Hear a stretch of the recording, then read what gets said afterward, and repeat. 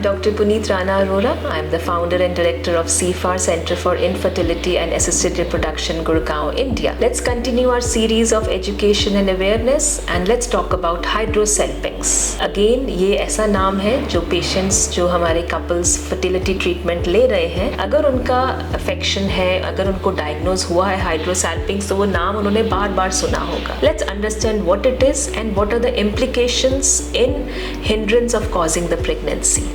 Hydro का मतलब होता है पानी, सैल्पिंग्स का मतलब है ट्यूब. जब फेलोपियन ट्यूब्स, एक फीमेल की फेलोपियन ट्यूब्स पानी से भर जाती हैं तो उसको हम हाइड्रोसैल्पिंग्स कहते हैं. Generally if we understand the female reproductive tract, उसमें 2 फेलोपियन ट्यूब्स होती हैं, राइट एंड लेफ्ट.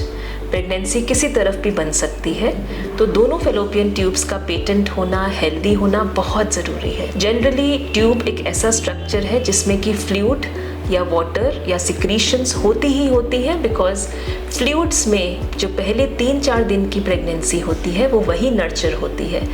पहले उन फ्यू डेज ऑफ प्रेगनेंसी में खाना एम्ब्रियो को वही मिलता है, तो इसलिए वो लाजमी है कि वहाँ पे सिक्रीशंस होंगी.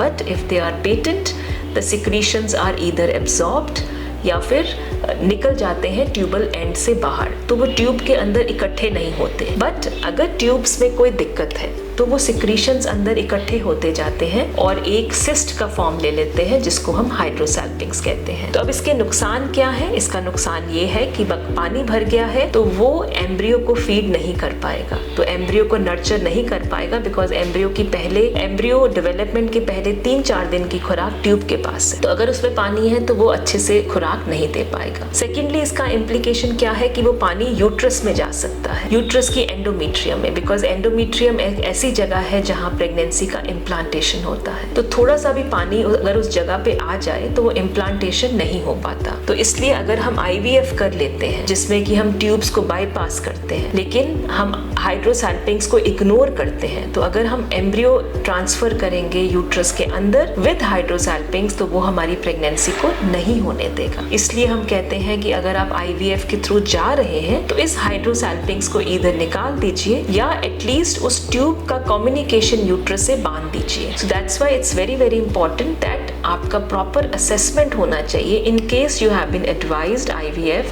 कि आपका कोई हाइड्रोसैल्पिंक्स तो नहीं है, ताकि आपका सक्सेस रेट अफेक्ट ना हो. And if you have any more questions on this, please do not hesitate to contact us. Thank you.